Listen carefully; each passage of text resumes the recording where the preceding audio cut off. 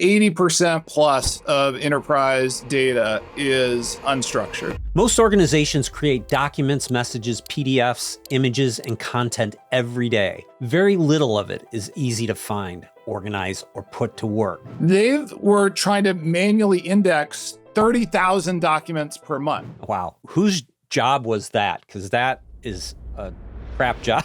They've now implemented Hyland's Content Innovation Cloud using content intelligence, content enrichment to vectorize those documents through an automated workflow, being able to take that mundane work out of the process and allowing your employees to focus on more higher value. I don't think that promise has been delivered in the past like it is being delivered now with AI. The problem is that AIs hallucinate very convincingly. We announced Enterprise Agent Mesh and Enterprise Context Engine. Context engineering has become the term du jour in the AI space. We're taking it a step further. That's a big deal. Everybody will have agents that are helping them with their day jobs, with their personal activities, and then these super complex agents as well that are driving orchestrated workflows. If you're not in the game right now, you're just going to get farther and farther behind. I cannot think of another enterprise technology wave like this one.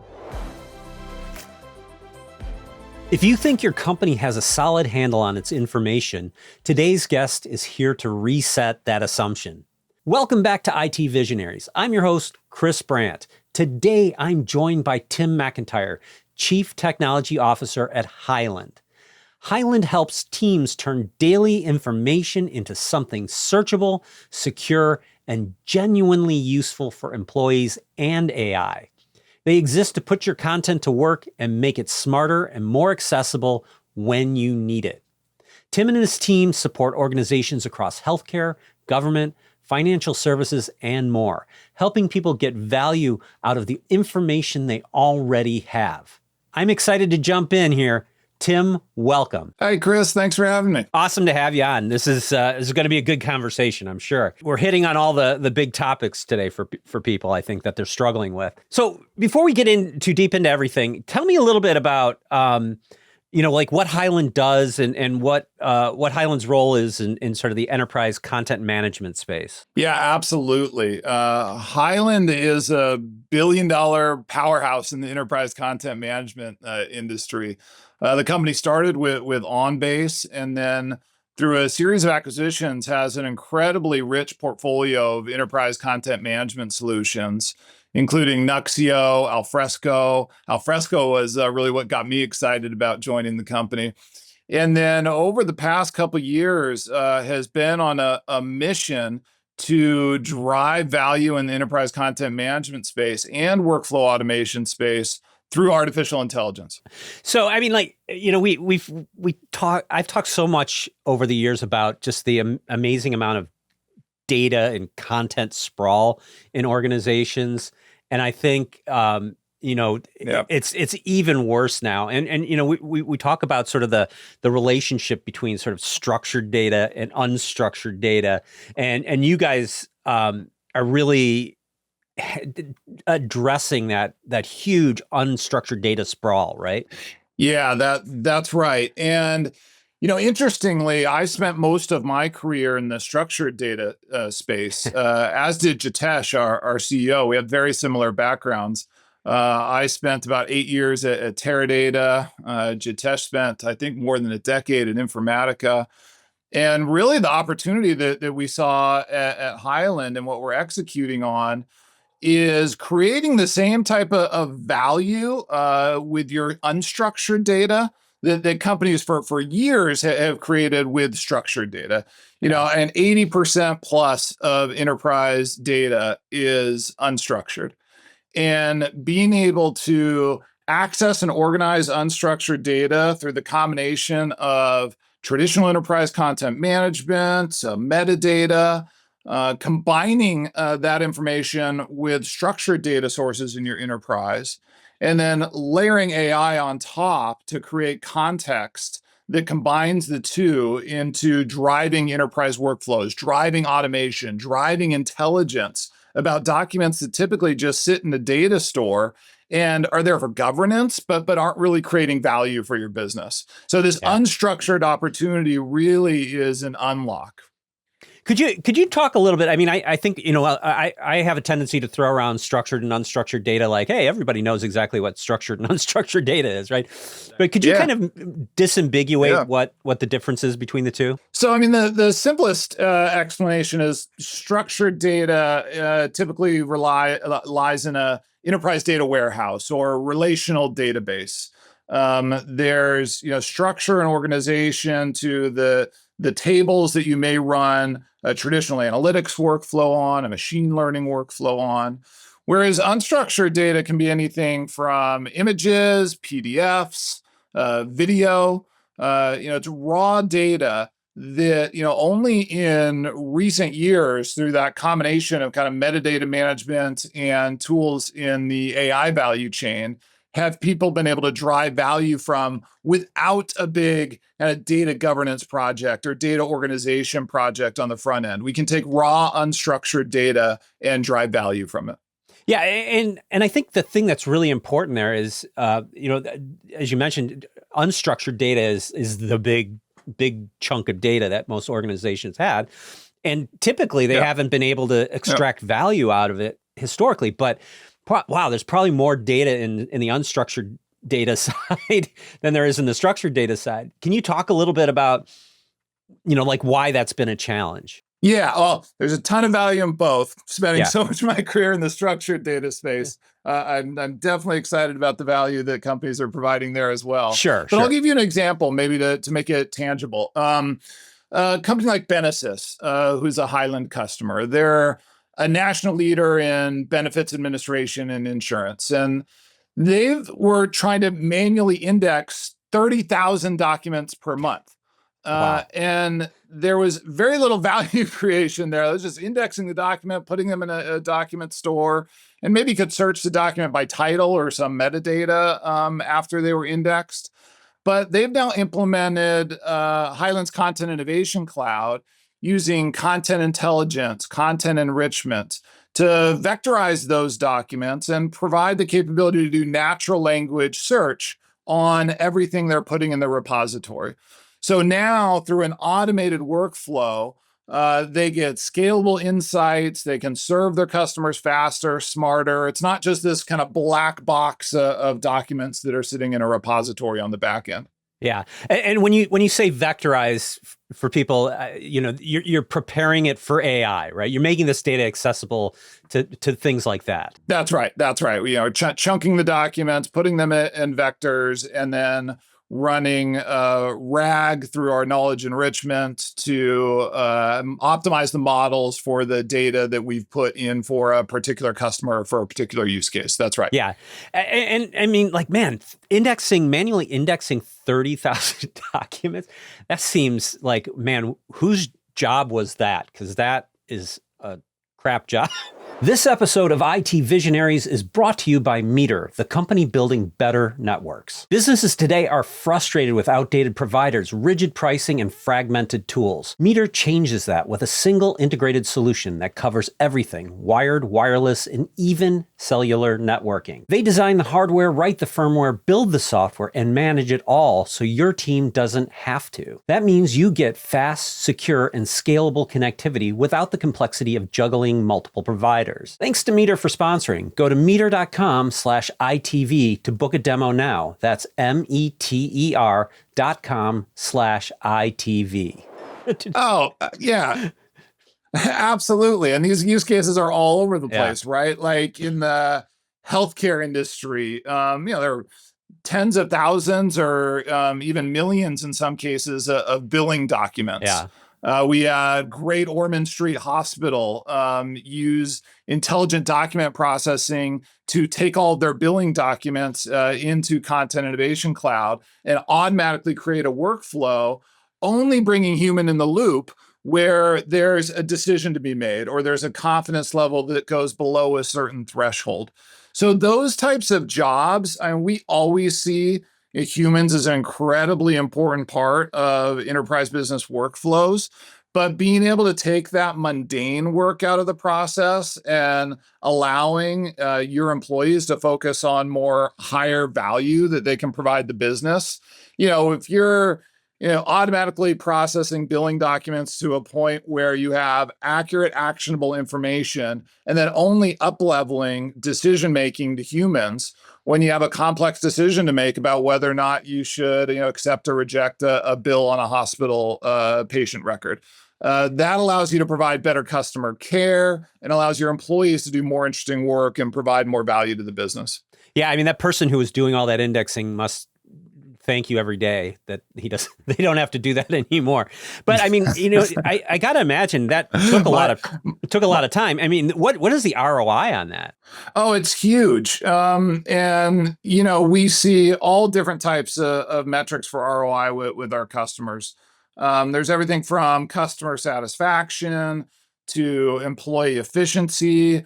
The way we measure ROI for a lot of the AI code gen that we're implementing at Hyland today is how much time we can invest back into innovation. Instead of having our developers write or analyze a manual test, for instance. So there's all different measures of ROI in this space, but in every case, we're enabling our customers to provide higher value to the business. That's kind of the headline for almost everything we do. Well, and it's interesting because, when I've been in IT for years and years, and I can't imagine how many times we've had that conversation about like, this is going to free your people up to do the high value work.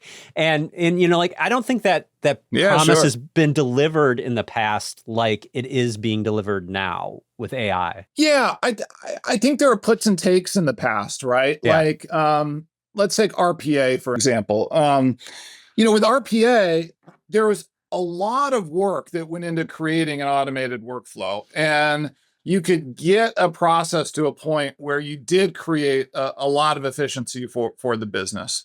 But first of all, it took a lot of time to reach that value from a pretty high value employee who had kind of developed the process automation.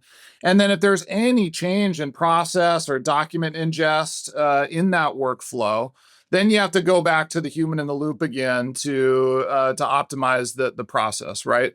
So putting agents in that workflow to be able to more quickly create that time to value and then be able to deal with changes to a workflow over time, that's that next step of then you can have that employee focus on business value instead of process automation. Yeah, and just for people, RPA, robotic process automation, that has no robots in it, which I was very disappointed about when I actually, I heard robotics. I'm like, cool. But the big thing there is it's more. Hey, I mean, in the Amazon warehouses there are now. Come on, yeah, they can combine all these things together. Yeah, for sure. No, but the thing that's interesting. But yes, you're correct. Yeah, yes. It's automation, but it's not with intelligence, and that's the big differentiator here. That's bringing so much more value to it, right? Yeah, agreed.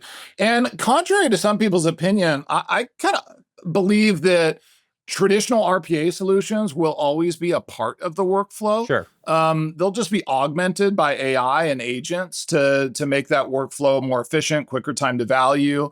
But look, there's in traditional RPA, there's a ton of value in how efficient those tools are from a compute perspective. We don't want to throw a large language model at everything. We want to throw a large language model at tough decisions to automate simple processes, right? Yeah, I mean, every tool, there's a tool for every job, and you have to use the right tool for the right job, right? Yeah, totally agree. So talk about, I mean, you talk about Federate, don't migrate. Like you've got, we talk about data sprawl. There's, things are everywhere in an organization. Talk about that. Yeah, we really have a mantra in Hyland of meeting customers where they are. Both kind of to your previous point of the right tool for the right job, but more to the point from a data point of view. We have customers with massive amounts of data that are currently in enterprise content management solutions, either from Hyland or in some cases, third-party enterprise content management solutions, where there's been a tremendous investment in that infrastructure, the metadata, that's in that particular ECM or repo. And most AI projects today, and I think part of the reason why, you see some articles, claim that the majority of AI projects fail today. I'm not a complete believer in that statistic. But the biggest challenge is that front end process of data migration and data governance in most AI tools that are available today. So rather than asking customers to start out an AI project by migrating their data to a new platform, we support Content Federation. So you can use our Content Federation service to take data that's currently in OnBase, Alfresco, Nuxio, in third-party repositories like SharePoint. And then through our Content Federation service, you can use Content Innovation Cloud services like Agent Builder, Knowledge Enrichment, Knowledge Discovery, Intelligent Document Processing without initially migrating your data to a new platform.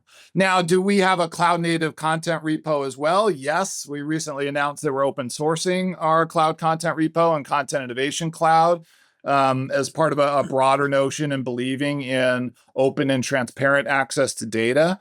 But this notion of content federation and meeting customers where they are is incredibly important to us, and I think really important to the success of AI projects.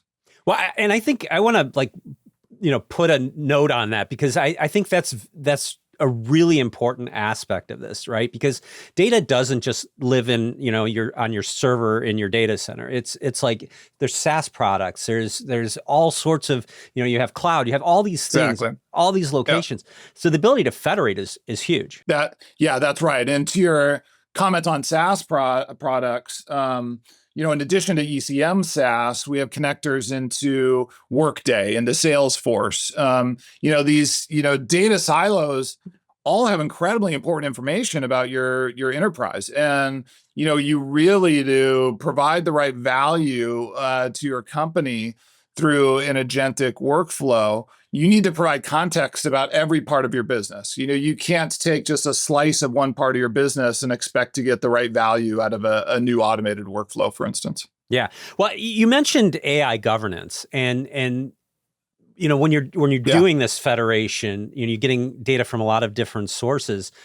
Governance is a real big issue. Could you talk about how you help with that? Yeah, and in the ECM space, governance is everything. I mean, that's where a lot of our customers start in the traditional ECM platforms, is with a governance initiative or a compliance initiative.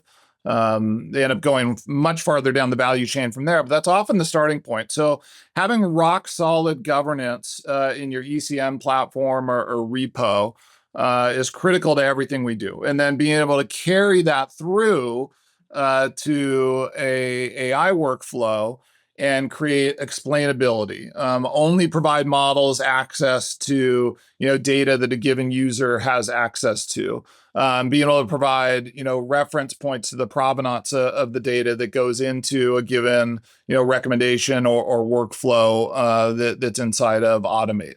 That governance is another part of that kind of ugly statistics of the success of AI projects. Being able to solve for governance, privacy, explainability.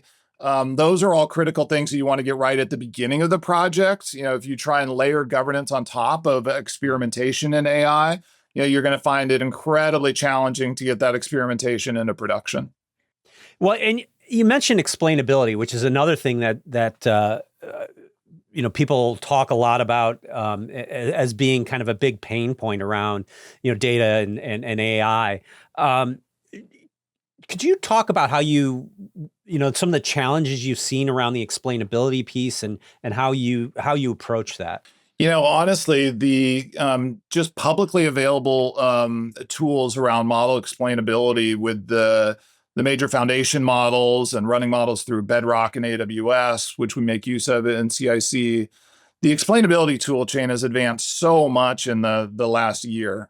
So being able to plug into that tool chain and combine that with the metadata and context that we have in our repos, give us a clear pattern where every time we give an answer, a response, or a decision, the explainability of where that decision came from, what model was used, what document, what part of that document, what the model had access to. Those are all, in our mind, must-have features now if you're implementing an enterprise AI workflow. And I mean, I contrast that to when I was at Teradata in the structured data space. Some of the early conversations we had about model explainability dating a few years back. Yeah, it was viewed as a Herculean challenge, just like 2-3 years ago, to have the right, model explainability for a workflow. So the advancements in the general space is something that we've really benefited from and are leveraging in our tool chain. Yeah, and that's a huge thing too, because when we start to look at the regulatory and compliance landscape out there, especially in Europe with some of the DORA regulations, yep. GDPR and all that, it gets really, really tricky on that front.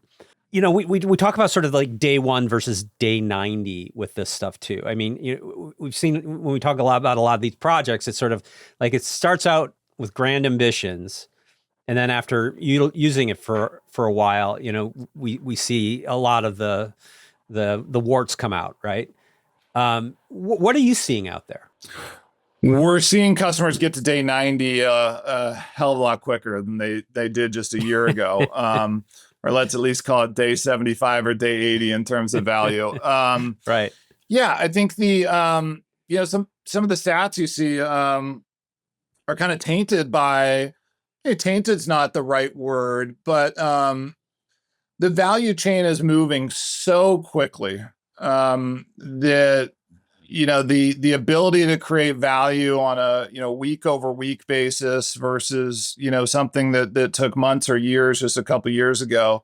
You're just seeing rapid change in the space. So we've seen customers and opportunities in the AI space where the average sales cycle for enterprise software that we typically saw at Hyland and that I saw at Teradata in the past, these are months, if not, you can go year plus sales cycle, right? In a traditional, enterprise software opportunity. We're now seeing people with the AI value chain, and in particular with some of the tools we're delivering at Hyland, we're actually seeing much shorter sales cycles because you can so quickly demonstrate value through a proof of concept with intelligent document processing, where you use a natural language interface to describe the type of workflow you want to build or the type of agent that you want to put into an automated process that was manual in the past. And within days, you can show value. And within weeks, you can, plug that into a real, enterprise, repo and show how you could, put that automated process into production. So, I really see that day 1 to day 90 and the warts that you referenced. Sure, they still exist, but we're starting to see that needle flip to the other side of opportunities happening faster, value being created faster, decisions being made faster by enterprises who are really diving into the space. So we're seeing a lot of opportunities move along that value chain very quickly. Well, and it's interesting because faster gives you more times to iterate too. So, like when you can bring these things to market and start demonstrating the value of it quicker, you can kind of get past all those problems a lot faster too. Time to value. Yeah, absolutely. Time to value, but your point is right on the amount you can iterate to drive value. I mean, those two things are tied together, right? Completely agree. IT Visionaries is powered today by Meter because every great business relies on great networks. If you're a network engineer, you know how critical uptime, control, and visibility are. Too often, you're stuck troubleshooting issues across fragmented systems or locked into legacy solutions that don't scale. Meter reimagines networking from the ground up. Their full-stack solution from ISP procurement to security, routing, wireless, and beyond gives you deep control and the performance you need. No more piecing together providers or worrying about bottlenecks. Just seamless, scalable connectivity built for today and tomorrow. Big thanks to Meter for sponsoring. Visit meter.com/ITV to book your demo now. That's meter.com/ITV. Well, and you were talking a little earlier about some of the tools you have around building agents, and you have this idea of the agent mesh. What would you recommend to people who are just getting into that game and starting to look at like, well, maybe I can build an agent to solve some of these problems for me? What are your thoughts there? Yeah, I think that's one. It's kind of just your previous point. It's start small and iterate and move fast. building a task-based agent now is kind of lowest common denominator for most tool chains. And it's something that we can do very well as part of Agent Builder and inside of CIC. What we're talking about with Enterprise Agent Mesh that we announced at Community Live recently, and I really can't talk about one without the other. We announced Enterprise Agent Mesh and Enterprise Context Engine. What we're really seeing to drive value from everything that you have in ECM platform and Workday and Salesforce and that kind of, all those data silos that make up your enterprise intelligence is you need to provide right context to your models. You need to provide enterprise-wide context, not context for just a silo of the business. Context engineering has become kind of the term du jour in the AI space. We're taking it a step further and automating context engineering. Context engineering, doesn't need to be a human-driven activity. Context engineering should happen through the tool chain that's managing your enterprise data. And then with that enterprise context engine, you can, instead of building individual task-based agents, now that we have context about my entire enterprise and about how I do business, I can now think about building a mesh of agents where I have an orchestrator that's making a decision on how a mesh of agents need to work together to deliver value over the lifespan of a much more complex workflow. So kind of rising up from this notion of a task-based agent to do something small and repeatable, to orchestration of agents that operate across different lines of business, different repositories, and leveraging context about your business that goes beyond what you might give a single agent in a given workflow. Well, and I will say, for anybody who's ever worked with LLMs, context is a huge problem with LLMs. And maintaining context across the small windows of context that an LLM can deliver to you in any given session is a huge problem to address. And if you can have the bigger context picture and utilize the LLM to deliver discrete tasks with the bigger context frame, that's a big deal. And constantly update that context, right? Right. When, a new document is ingested through IDP, that's new context that's important to the next time an agent runs across a given workflow, right? It's that, constant updating of context about the business rather than something that's more static. Yeah. And one of the things that we talk about, it's like, context being so important in the AI world. And when we start to run out of context we don't provide the correct context, we have model misalignment and things like that, we get into the world of hallucinations. Yep. And the problem is that AIs have a tendency to hallucinate very convincingly. Could you talk about how do you validate? I mean, obviously when you're talking about that transparency and things like that, that plays all into the sort of the validation of some of these results. But could you talk about the challenges around that? Yeah, and there's some work we've done inside of Hyland to give confidence scores for just about everything we do in a given workflow or in a response that we give in knowledge enrichment or knowledge discovery. Those confidence scores are huge, both for our users in terms of a transparency point of view and for making decisions on when to bring human in the loop. So in an automated workflow, for instance, you can, decide to bring human in the loop in the case where a confidence score in a given part of the workflow is lower than 90%. So that has been extremely effective in catching and dealing with the potential of hallucinations or driving bad decisions through a model that might not have all the context needed to complete a process on its own. Yeah, I mean, when we look at the AI space, we talk about a lot of different things. I mean, agents are sort of the new thing that I think everybody's getting excited about, and sort of this agentic AI side of things. But I mean, we've kind of went through these really trillion parameter LLMs, and then we were like, well, but everything's got to be it's going to be these smaller models that are going to be the big thing that's going to save us. And and then we get into the agents and sort of like these context engines and things like that. Where's that all going?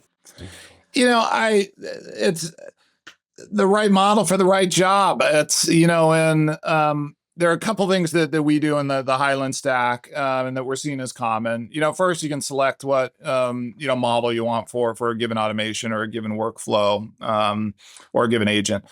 But second, really depends on the workflow. We obviously don't want to, use a large language model for a simple task-based workflow if a smaller model works from a cost and compute perspective, right?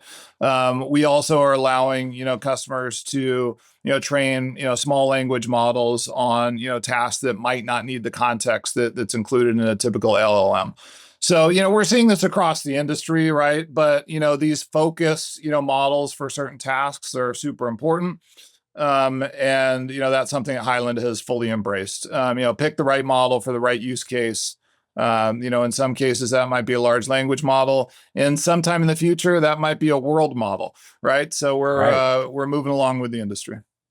Well, yeah, I mean, I think, there's a lot of talk initially around sort of the mixture of experts approach to the LLMs. And now I think we've kind of gotten into the space of thinking about more specific, task specific, smaller models. But I think you hit on a really important concept that I don't think people think about enough, is sort of that cost to value kind of calculation. And that some LLMs, I know Gemini, the new Gemini model just came out, and the sort of heavy Gemini model, if you look at it, it performs amazingly, but it's expensive to run, right? And not everything needs all of that, right? That's right. I mean, that's both from picking the right model point of view, and to, the discussion we had earlier about RPA. Sometimes you want a model to drive more of a traditional automated, workflow, but provide the intelligence around it so it operates in a fast and effective and efficient way.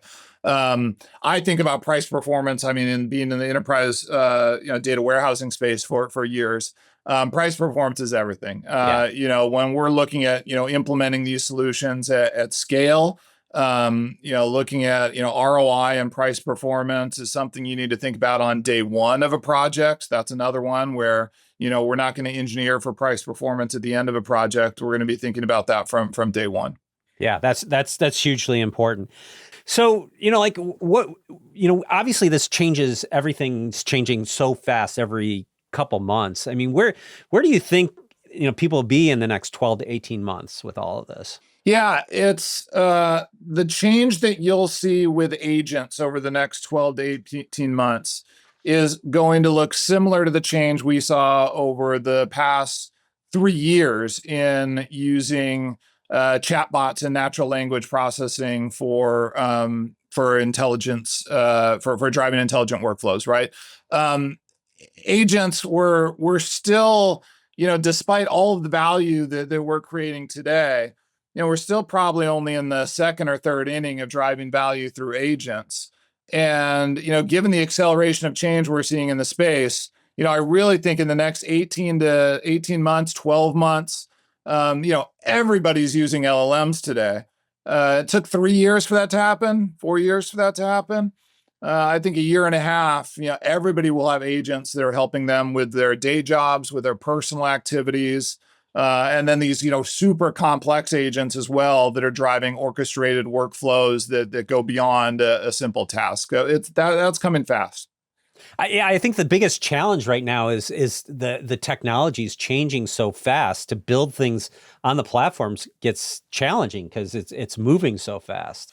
The cool thing is, while it's changing so fast, I cannot think of another enterprise technology wave like this one that has such open access to the same tool chain that you're going to use to drive a large enterprise application that you could use at home to help you with your kids' homework, in terms of experimentation and learning, right? So I think, with all of us using these tools as part of our everyday lives, whether it's for our professional life or our personal life, that's going to help everybody keep up with change and innovation and get inspired about new things they could do that they might not have thought of if it wasn't a project they had played with at home at 8 o'clock at night that they end up bringing to the office a week later. Yeah, well, that's great advice to everybody. If you're not in the game right now, you're just going to get farther and farther behind. So jump into it right now and get an understanding of where everything's going and how fast it's changing, right? You got it. And it's fun. Yeah, big fun. I got to say thank you so much for jumping on and having a conversation with us. It's good information. It's great to see you guys, bringing to market so many tools to kind of address all these challenges that we're seeing initially, and really, like extracting the value out of all these changes that are happening so fast. So exciting times for sure. I agree. Thank you, Chris. It's been great to chat with you. Yeah, thanks so much.